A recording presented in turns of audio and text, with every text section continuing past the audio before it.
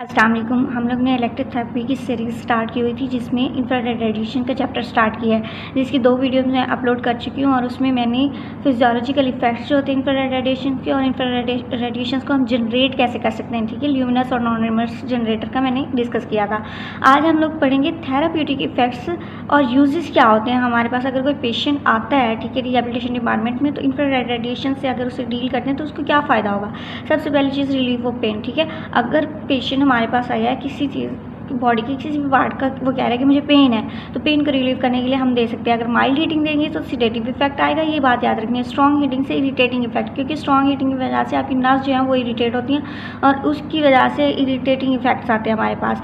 उसके अलावा जहाँ पे भी इंजरी होती है, ठीक है, पेन हो रहा है, तो पेन वहाँ पे प्रोस्टाग्लैंडिन्स वगैरह होते हैं जो आपके पेन के रिसेप्टर्स को एक्टिवेट कर देते हैं और पेन हमारा मतलब बहुत ज़्यादा हो जाता है। तो अगर हम इसको प्रोस्टाग्लैंडिन या पी सब्सटेंसेस जो भी हैं इनको वाश्ड आउट कर दें वहाँ से, तो भी हमारा पेन कम हो जाता है। तो ये किस में होता है, जब इंफ्रारेड अप्लाई करते हैं वहाँ पे वेज़ोडाइलेशन होती है, ब्लड सप्लाई बढ़ जाती है, तो ये खुद ब खुद ऑटोमेटिकली वेस्ट प्रोडक्ट्स रिमूव हो जाते हैं। फिर आता है एक्यूट इन्फ्लेमेशन, क्रॉनिक इन्फ्लेमेशन। ये इसका डिफरेंस याद रखना है। एक्यूट में माइल्ड हीटिंग यूज़ करते हैं पेन रिलीव करने के लिए, और क्रॉनिक इन्फ्लेमेशन में हम लोग इंटेंस हीटिंग यूज़ करते हैं, ठीक है, ज़्यादा इंटेंसिटी ज़्यादा कर देंगे उसकी।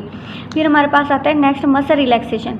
मसल रिलैक्सेशन में देखें, एक तो डायरेक्ट इफेक्ट है हीट का, वार्मथ का, ठीक है, उसकी वजह से मसल रिलैक्स हो रहे हैं। दूसरी चीज़ कि जब भी पेन रिलीफ होगा तो मसल रिलैक्स होंगे, ठीक है, पेन बंदे को कम हो गया तो वो वैसे ही रिलैक्स हो जाता है, ठीक है। उसके अलावा हम किसी और जो फिज़िकल थेरेपी में किसी और टेक्निक के साथ इसको यूज़ कर सकते हैं, ठीक है, दूसरी फॉर्म भी फिज़िकल थेरेपी की यूज़ कर सकते हैं। लाइक अगर आपने इसको किसी पेशेंट को इंफ्रारेड रेडिएशंस लगाई है और उसके फ़ौरन बाद आप स्ट्रेचिंग करवा दो तो उसकी रेंज ऑफ मोशन बढ़ जाती है, ठीक है, ये। उसके बाद एलिमिनेशन ऑफ वेस्ट प्रोडक्ट्स। अगर तो इंजरी हुई है, वहाँ पे वेस्ट प्रोडक्ट्स की एक्यूमुलेशन हुई पड़ी है, तो जिसकी वजह से पेन होगा, तो ब्लड सर्कुलेशन इंप्रूव होने की वजह से, वेज़ोडाइलेशन होने की वजह से वहाँ से ड्रेनेज हो जाता है वेस्ट प्रोडक्ट्स का। दूसरी चीज़ ये कि बॉडी को इंफ्रारेड जब भी देते हैं तो हीट प्रोड्यूस होती है। हीट प्रोड्यूस होने की वजह से बॉडी का टेम्परेचर बढ़ता है। टेम्परेचर बढ़ने की वजह से बॉडी में जब हीट बढ़ेगी, टेम्परेचर बढ़ेगा, तो हमारी बॉडी एक यानी कि ट्राई करेगी कि स्वेट ग्लैंड्स जो हैं उनको एक्टिवेट किया जाए ताकि हीट कम से कम हो बॉडी की। तो स्वेट ग्लैंड जो है वो एक्टिव हो जाते हैं, जिसकी वजह से भी वेस्ट प्रोडक्ट्स हमारे पास रिमूव हो जाते हैं। नेक्स्ट थेराप्यूटिक इफेक्ट जो है वो है इंक्रीज ब्लड सप्लाई, ठीक है। इंक्रीज ब्लड सप्लाई, जब इंफ्रारेड रेडिएशन देंगे ब्लड सप्लाई बढ़ेगी और मोस्टली सुपरफिशियल टिश्यूज़ जो हैं यहाँ पे बहुत ज़्यादा बढ़ जाती है ब्लड सप्लाई, जिसकी वजह से जो सुपरफिशियल वूंड्स और इन्फेक्शंस हैं उनको ट्रीट कर सकते हैं हम इंफ्रारेड रेडिएशन से। अब यहाँ पे भी ब्लड सप्लाई ज़्यादा होगी तो इट्स मीन कि वहाँ पे WBCs आने स्टार्ट हो जाएंगे, ठीक है। वाइट ब्लड सेल्स का क्या फंक्शन होता है कि वो बैक्टीरिया वगैरह को डिस्ट्रॉय कर देते हैं, ठीक है, इम्यून सेल्स होते हैं हमारे, तो जिसकी वजह से हमारे इन्फेक्शन खत्म होगा, और इन्फेक्शन खत्म होगा तो ऑटोमेटिकली हीलिंग जो है वो प्रोमोट होगी। दूसरी चीज़, अगर किसी को लोअर मोटर न्यूरॉन लीजन्स हैं जिसकी वजह से उसका लिम्ब कोल्ड हो गया है, ठीक है, ठंडा हो गया, ब्लड सप्लाई खत्म हो गई है, तो उस केस में भी हम लोग यूज़ कर सकते हैं, ठीक है। उसके अलावा आर्थराइटिक कंडीशन में यूज़ कर सकते हैं, किसी को आर्थराइटिस है, ठीक है, और जिसकी अगर ब्लड सप्लाई बढ़ जाती है जॉइंट्स में या कहीं पे भी इंफ्रारेड रेडिएशन अप्लाई करती है, तो इसका मतलब कि ऑक्सीजन कंजम्पशन बढ़ गई है, फूड जो स्टफ़ है उसकी कंजम्पशन बढ़ गई है, तो वेस्ट भी ज़्यादा से ज़्यादा बनेगा और वेस्ट को भी रिमूव करना पड़ेगा हमें, ठीक है। देन कॉन्ट्राइंडिकेशन देखते हैं। कॉन्ट्राइंडिकेशन 2 से 4 हैं, ठीक है। सबसे पहले जो कॉन्ट्राइंडिकेशन है वो है डिफेक्टिव आर्टीरियल ब्लड सप्लाई। अगर किसी की आर्टीरियल ब्लड सप्लाई अच्छी नहीं है तो वहाँ पे आप नहीं दोगे, क्योंकि उसे हो सकता है हाइपरटेंशन हो जाए या BP ड्रॉप कर जाए, उसका सडनली ब्रेन को ब्लड सप्लाई ना मिले, तो कुछ भी हो सकता है, तो इस वजह से इस केस में नहीं कर सकते। हेमरेजिक पेशेंट में इशू होता है कि उनकी ब्लीडिंग बहुत ज़्यादा हो सकती है हीट की वजह से, ठीक है, इस पर नहीं करेंगे। डिफेक्टिव स्किन सेंसेशन, जिसकी स्किन सेंसेशन अच्छी है, अच्छी नहीं है, ठीक है, जिसे फील ही नहीं होता, हम उसे जितनी मर्जी हीट देते जा रहे हैं उसे फील ही नहीं हो रहा, तो हो सकता है उसे बर्न हो जाए और उसे पता ही नहीं चले, ठीक है। और किसी ने अगर रीसेंट यूज़ किया लिनीमेंट्स का, लिनीमेंट्स होते हैं ऑइंटमेंट या कोई भी वो लोशन वगैरह जो आप पेन के लिए यूज़ करते हो, तो वो यूज़ किया हुआ है तो उसमें भी हम लोग नहीं करते, ठीक है।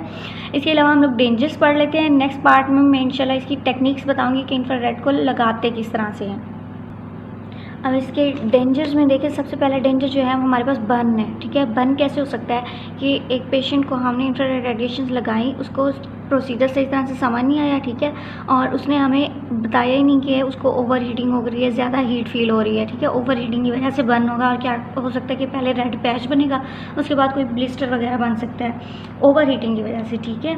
और उसके अलावा पेशेंट अगर मतलब हमने इंफ्रारेड लगाई क्योंकि सूदिंग इफेक्ट आ रहा है, तो समटाइम क्या होता है पेशेंट सो जाते हैं, स्लीपिंग में चले जाते हैं। तो अगर पेशेंट सो गए वहाँ पे, ठीक है, तो उस वजह से भी हो सकता है कि उसे बर्न हो जाए। उसके अलावा अनकॉन्शियस पेशेंट में अगर आप लगा लेते हैं तो वो आपको रिपोर्ट नहीं करेगा ओवर हीटिंग की, तो उस वजह से भी उसे बर्न हो सकता है। अगर किसी की स्किन सेंसेशन डिफेक्टिव है, सही नहीं है, या किसी ने लिनीमेंट्स का रिसेंट यूज़, जैसे हमने पहले कॉन्ट्राइंडिकेशन में पढ़ा है, उसने यूज़ किया है जिसकी वजह से स्किन की सेंसिटिविटी बढ़ गई है, तो उस वजह से भी वो हो सकता है कि उसे बर्न हो जाए, ठीक है। उसके बाद अगर किसका ब्लड फ्लो इम्पेयर है, ब्लड फ्लो सही नहीं हो रहा, तो उसको भी बर्न हो सकता है, ठीक है। और अगर कोई मतलब इंफ्रारेड जब हमने उसे लगाई हुई है उस दौरान उसने लैंप को मतलब उसका हाथ गलती से लग गई है वो या वायर को, या इस वजह से भी बर्न हो सकता है, ठीक है।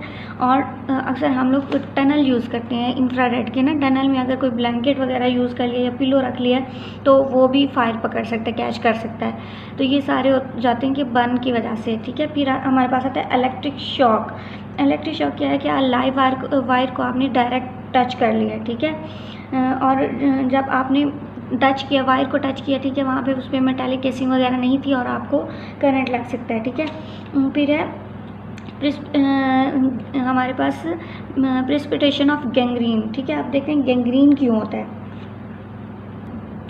अच्छा, गैंग्रीन क्यों हो जाता है? हम लोगों ने पढ़ा था कि जब भी हम लोग टिश्यू को हीट अप्लाई करते हैं, इंफ्रारेड रेडिएशन देते हैं, तो टिश्यू हीट अप हो जाते हैं। हीट अप होने की वजह से क्या होता है कि वहाँ पे ऑक्सीजन की डिमांड बढ़ जाती है।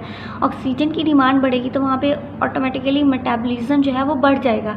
अब मेटाबॉलिज्म बढ़ गया है, ठीक है, तो एक मेटाबॉलिज्म ज़्यादा हो रहा है, प्रोडक्ट्स न्यूट्रिशन वगैरह ज़्यादा मतलब हमें रिक्वायर है, लेकिन अगर पेशेंट की ब्लड सप्लाई अच्छी नहीं है, उसे टिश्यूज़ में जाके वहाँ पे उनको जितनी रिक्वायरमेंट है न्यूट्रिशन की वो नहीं मिल रही, तो वहाँ पे गैंग्रीन होना स्टार्ट हो जाएगा, ठीक है।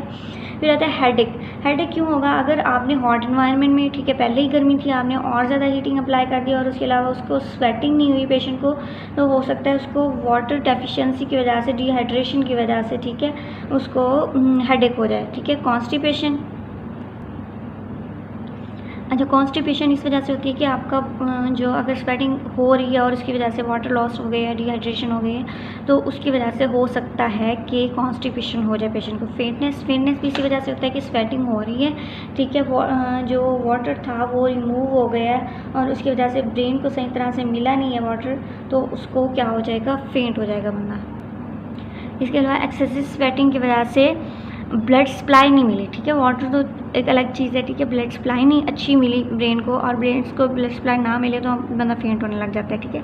फिर चिल, ठीक है, क्योंकि हमने ये पढ़ा है कि हीट की वजह से टेम्परेचर बढ़ जाता है, ठीक है। अगर 1 डिग्री सेंटीग्रेड बॉडी का टेम्परेचर रेज हो गया है रेडिएशन करने की वजह से, इंफ्रारेड रेडिएशन देने की वजह से, और अचानक से बंदा बाहर निकला है, ठीक है, कोल्ड वेदर था बाहर, तो उसकी वजह से उसे चिल्स हो सकते हैं, ठीक है। इंजरी टू आई, ये इंजरी मतलब पेशेंट को हो सकते हैं इंफ्रारेड रेडिएशन अगर डायरेक्टली आँख में पड़ रही हैं, आइज़ को हमने प्रॉपर कवर नहीं किया तो उससे इंजरी हो सकती है आई को। ये थी इसके के डेंजर्स, ठीक है। नेक्स्ट मैं आप लोगों को टेक्निक्स बताऊंगी, नेक्स्ट वीडियो का वेट करें। Thank you so much.